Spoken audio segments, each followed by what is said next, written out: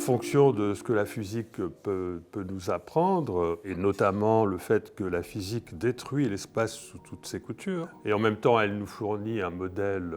merveilleux pour remplacer l'espace, c'est le principe holographique. Je rappelle le principe holographique, c'est le fait qu'un modèle qui décrit la réalité en surface, sur la surface horizon, sur l'une des surfaces horizon de notre univers, on s'est aperçu qu'il était équivalent à un autre modèle, mais qui cette fois-ci décrit la réalité au-delà, donc, mais en volume, au-delà de cet horizon, en rajoutant des dimensions, en rajoutant la gravité. C'est ce qui d'ailleurs fascine les physiciens. Et donc ça veut dire, d'une certaine manière, bon, ben, c'est conjectural, hein, parce que là on parle de l'au-delà, on ne parle pas de notre réalité. Mais en tout cas, ça veut dire que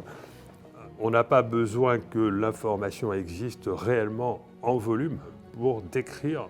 la réalité. Donc ça veut dire qu'il y a comme une sorte de propriété holographique qui, à mon sens, appartient à la conscience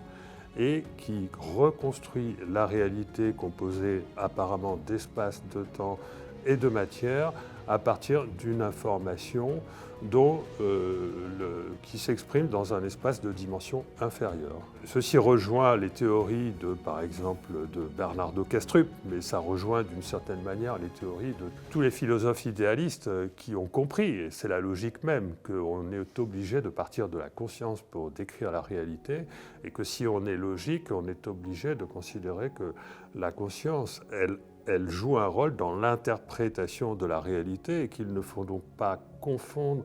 l'apparence de la réalité avec le réel. Et ceci d'autant plus qu'on sait aujourd'hui que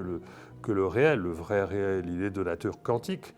et que donc l'apparence de notre réalité en termes d'espace, de temps et de matière est issue d'un processus qui fait intervenir la décohérence, éventuellement l'observation, pour construire notre réalité apparente à partir d'un réel qui est purement quantique.